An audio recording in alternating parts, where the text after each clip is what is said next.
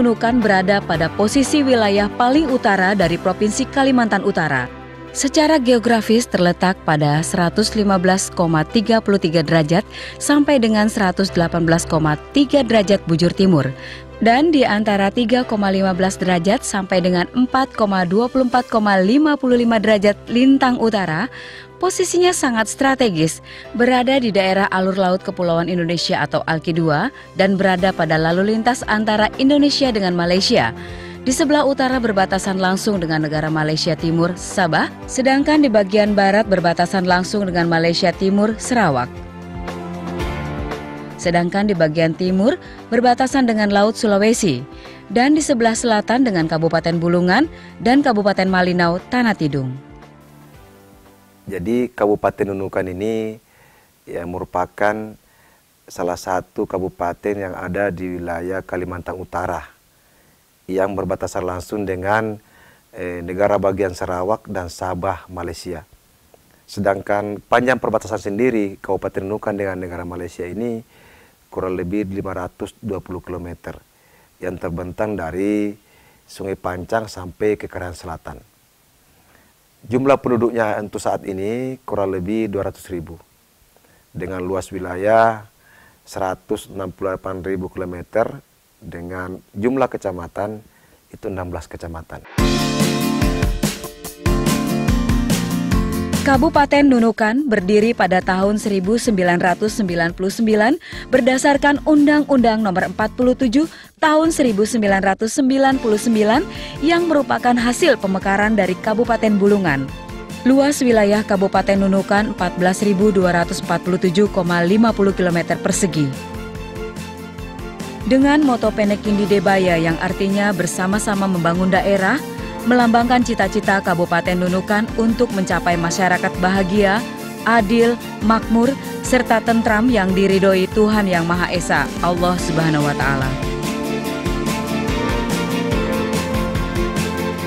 Untuk mencapai Kabupaten Nunukan dapat ditempuh dari Jakarta dengan menggunakan pesawat menuju Tarakan.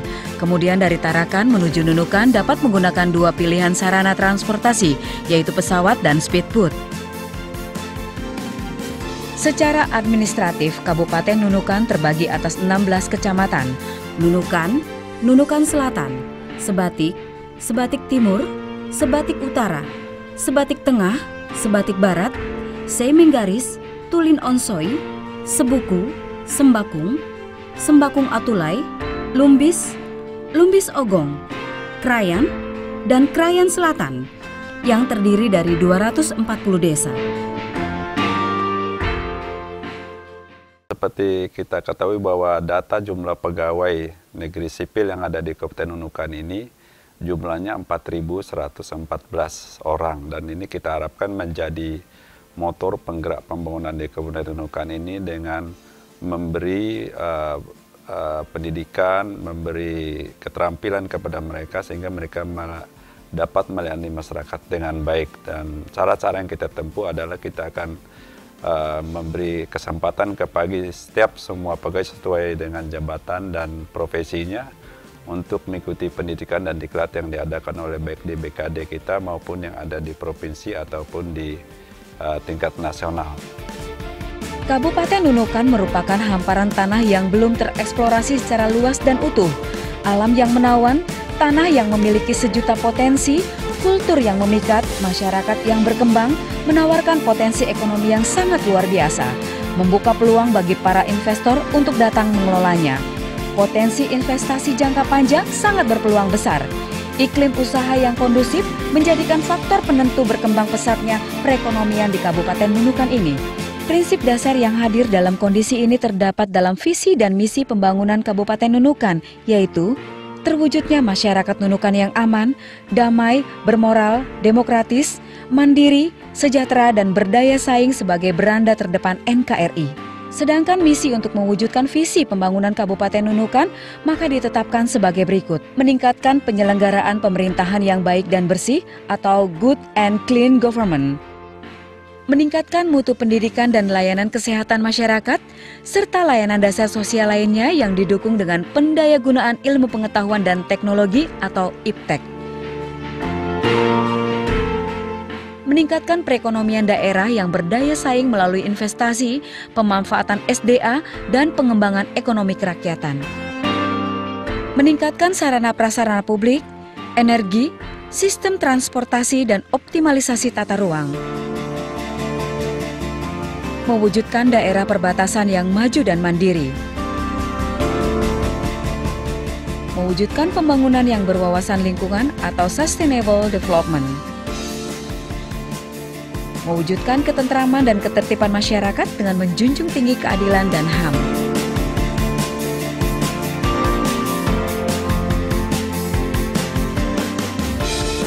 Adapun topografi Kabupaten Nunukan cukup bervariasi. Kawasan perbukitan terjal terdapat di sebelah utara dan di sebelah barat. Perbukitan sedang di bagian tengah dan dataran bergelombang landai di bagian timur, memanjang hingga ke pantai sebelah timur. Berdasarkan atas topografi tersebut, maka Kabupaten Nunukan yang berada di wilayah Khatulistiwa memiliki iklim tropis, sehingga mengalami dua musim, yaitu musim kemarau dan musim penghujan, serta dipengaruhi oleh angin muson yaitu muson barat pada bulan November sampai April dan angin muson timur pada bulan Mei sampai Oktober. Berdasarkan pengamatan yang dilakukan di Stasiun Meteorologi Nunukan pada tahun 2012, Nunukan mengalami iklim panas dengan suhu udara rata-rata 27,10 derajat Celcius. Suhu udara terendah 19,40 derajat Celcius terjadi pada bulan September dan tertinggi 34,00 derajat Celcius pada bulan Maret. Suhu udara Nunukan yang cenderung panas dipengaruhi oleh topografi Pulau Nunukan yang dikelilingi laut. Adapun karakteristik penduduk Kabupaten Nunukan memiliki beragam ras dan suku, antara lain adalah suku Dayak, Tidung, Bugis, Toraja, Flores, Buton, Banjar, Jawa, dan lain sebagainya. Begitu pula dengan agama, keyakinan yang dianut oleh masyarakat Kabupaten Nunukan pun beragam. Islam, Kristen Protestan, Kristen Katolik, Buddha, dan Hindu. Keberagaman ini menjadikan Kabupaten Nunukan termasuk masyarakat yang kaya akan suku, kaya akan demokrasi, serta penuh dengan toleransi tinggi. Dari sisi pendapatan daerah, Kabupaten Nunukan memiliki potensi sumber keuangan daerah dari pendapatan regional, perbankan, transportasi, dan telekomunikasi. Selain itu, Kabupaten Nunukan juga memiliki potensi sumber daya alam baik dari sektor pertanian, perkebunan, kehutanan, perikanan dan kelautan, pertambangan dan energi, serta sektor pariwisata. Sektor pertanian. Komoditas utama pertanian Kabupaten Nunukan yaitu padi dan pisang. Ada beberapa komoditas yang masih potensial untuk dikembangkan, yaitu seperti buah-buahan dan sayur-sayuran, serta ratusan ribu hektar ladang pertanian yang masih berpotensi untuk komoditas ini. Padi adan adalah salah satu komoditas unggulan sektor pertanian Kabupaten Nunukan. Padi adan dikembangkan secara tradisional melalui pertanian organik oleh masyarakat di dataran tinggi Krayan dan Krayan Selatan dengan pangsa pasar wilayah Nunukan, Tarakan, Malinau, dan juga diperdagangkan ke luar negeri seperti Sarawak Malaysia dan Brunei Darussalam. Peluang investasi di bidang ini terbuka untuk usaha pengemasan dan pemasarannya. Selain jenis padi adan, sentra perkembangan padi di Kabupaten Nunukan berada di Kecamatan Sebatik Barat dan Kecamatan Nunukan, serta Kecamatan Sebuku yang juga memberikan kontribusi besar terhadap perekonomian Kabupaten Nunukan. Selain padi, ada beberapa hasil pertanian yang cukup membuat sektor pertanian di Kabupaten Nunukan tidak perlu bergantung pada daerah lain. Sektor perkebunan. Sektor perkebunan mencakup komoditas kelapa, kakao, kelapa sawit. Beberapa hasil perkebunan tersebut tumbuh subur di daerah ini. Perkebunan kelapa sawit menjadi ladang utama penghasil untuk masyarakat Kabupaten Nunukan, serta tanaman perkebunan lainnya dikembangkan untuk diolah lebih lanjut. Luas areal komoditi kelapa sawit pada tahun 2012 mengalami peningkatan sebesar 10,59% dibandingkan dengan tahun 2011, baik sawit yang dimiliki perorangan maupun perusahaan. Sebagian besar dari luas areal kelapa sawit terdapat di Kecamatan Nunukan, Sebuku, Sebatik, Sembakung, Sebatik Barat, dan Lumbis. Dilihat dari rata-rata produksi yang dihasilkan oleh setiap komoditi perkebunan, produksi terbesar dihasilkan oleh tanaman kelapa sawit sebesar 58.439 ton, meningkat 161,47% dibandingkan tahun 2011. Dengan perkembangan yang cukup signifikan tersebut menjadikan Kabupaten Nunukan sebagai penghasil bahan mentah kelapa sawit yang diharapkan di kemudian hari. Meskipun besaran kontribusi sektor perkebunan dalam PDRB Kabupaten Nunukan belum signifikan, tetapi diharapkan dalam beberapa tahun mendatang seiring telah berproduksinya beberapa areal perkebunan kelapa sawit dan kakao, maka sektor ini akan menjadi tumpuan ekonomi utama. Kini telah hadir pengolahan-pengolahan yang bersifat perusahaan besar atau milik pribadi seperti perusahaan pengolahan CPO yang berada di Kecamatan Sebuku, Sembakung, Lumbis, dan Seimenggaris, serta sebagian di Kecamatan Nunukan. Peluang investasi terbuka lebar bagi usaha perluasan kawasan perkebunan, industri pengolahan CPO, kilang minyak goreng maupun biodiesel serta industri turunan lainnya, dan dalam komoditi kakao dapat menghasilkan bahan setengah jadi ataupun jadi sehingga tidak perlu menjual bahan mentah ke negara lain untuk dijadikan bahan jadi. Hal ini berpotensi besar untuk mengolah dan mengelolanya. Sektor perikanan dan kelautan. Kawasan Kabupaten Nunukan dengan kondisinya yang sangat luas memberikan anugerah yang berlimpah akan hasil tangkapan ikannya dan juga memberikan sumber daya lain seperti tumbuhnya rumput laut di kawasan ini menjadikan penghasilan tambahan bagi para nelayan. Produk rumput laut merupakan produk unggulan saat ini di sektor kelautan Kabupaten Nunukan. Potensi rumput laut sebagai bahan-bahan penunjang kehidupan membutuhkan pengolahan nyata dalam industrial. Saat ini rumput laut merupakan sektor penggerak ekonomi kerakyatan di Kabupaten Nunukan. Rumput laut tersebut diekspor ke Cina. Rata-rata penghasilan rumput laut kering mencapai 1.000 ton per bulan dengan harga 15.000 per kilogram.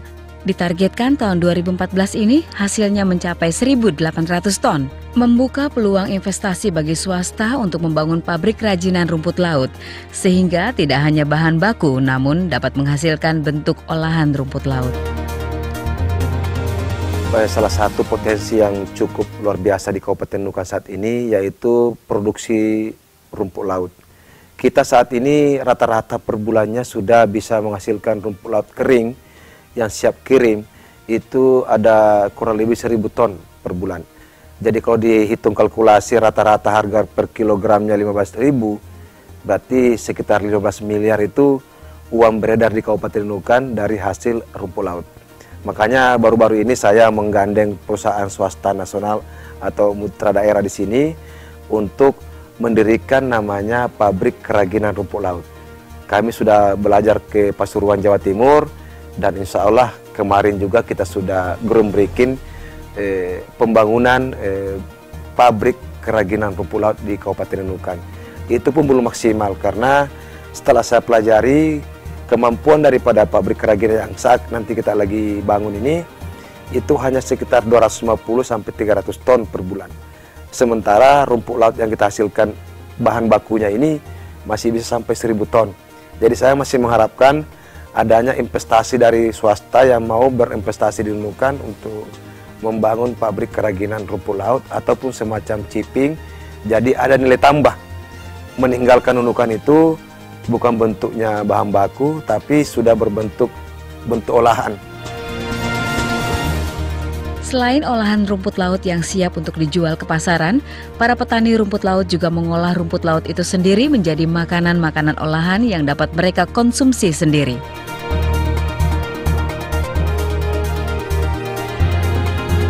Produksi perikanan pada tahun 2012 tercatat 124.200,6 ton yang terdiri atas 4.178,26 ton produksi perikanan penangkapan dan 120.022,34 ton perikanan budidaya.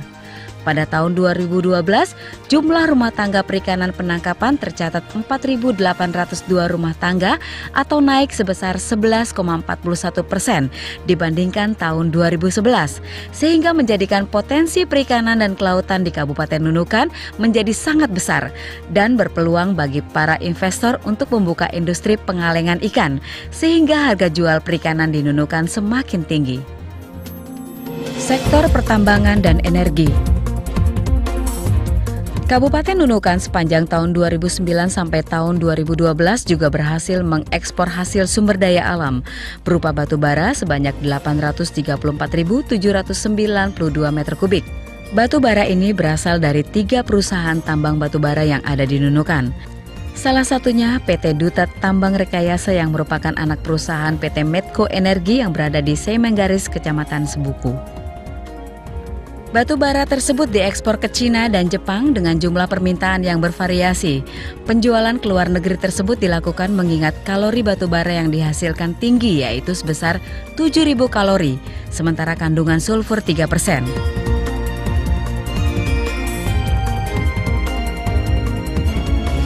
Pengapalan batu bara dilakukan dari Pelabuhan Sebakis yang dibangun oleh perseroan untuk kemudian dikirim ke Pelabuhan Nunukan dan dijual ke Cina.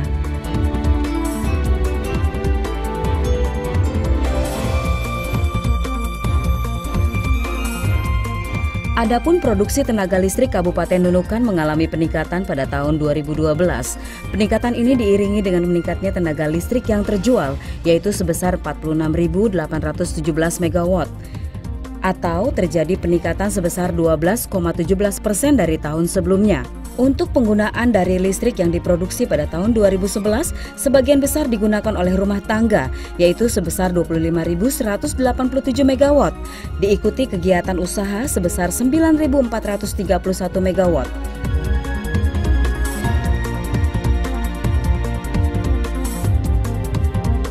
Sedangkan untuk kepentingan publik, industri dan sosial masing-masing sebesar 4.602, 1.124, dan 1.931 MW.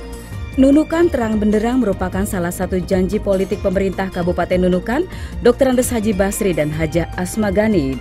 Dengan adanya PLTMG, diharapkan pada tahun 2014 dapat menerangi Pulau Nunukan dan Pulau Sebatik. Serta ke depan akan dilanjutkan untuk menerangi Kecamatan Seimenggaris, Kecamatan Sebuku, Kecamatan Lumbis, dan Kecamatan Sembakung.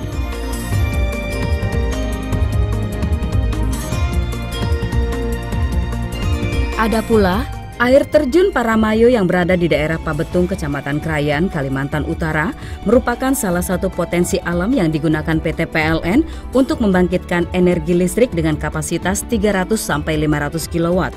Daerah ini berbatasan langsung dengan Sarawak, Malaysia. Program PLN untuk perbatasan terang benderang. Untuk bidang energi sendiri, yang kita ambil sampel masalah listrik, untuk saat ini di Kabupaten Nunukan ya sudah cukup memadai, terutama di antara Pulau Nunukan sama Pulau Sebatik. Kita sudah mengoperasionalkan pembangkit listrik tenaga gas yang ada di mulut tambang di Sembakung itu dengan kabel bawah laut itu masuk ke Nunukan dan Sebatik. Jadi untuk kebutuhan energi untuk Kabupaten Nunukan khususnya listrik itu cukup. Kita juga punya cadangan energi gas lainnya. Khusus di Pulau Nunukan ini ada namanya Blok Nunukan.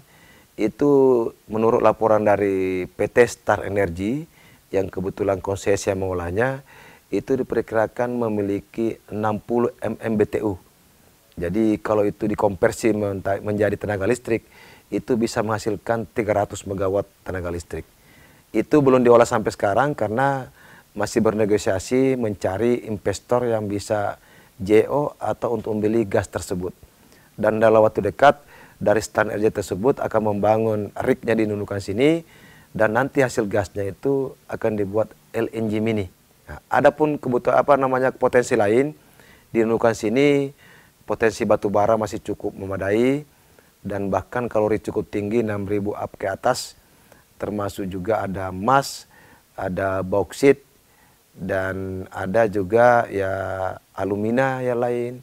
Sehingga cukup potensi. Jadi kalau para investor kepingin berinvestasi di Kabupaten Nunukan, saya rasa peluangnya masih cukup banyak.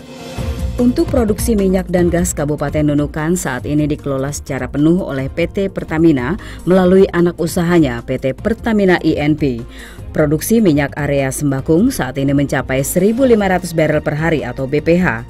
Hasil produksi tersebut dihasilkan dari 70 sumur dan gas yang dialirkan untuk PT PLN Nunukan dan Sebatik. Target Pertamina tahun 2014 produksi lapangan sembakung dapat mencapai 2.000 barel per hari atau BPH, naik sekitar 500 barel per hari atau BPH dari tahun 2013 sebesar 1.500 BPH. Sedangkan produksi gas ditargetkan sebesar 2 juta kaki kubik per hari atau MMSCFD dan tahun depan meningkat hingga 3 MMSCFD.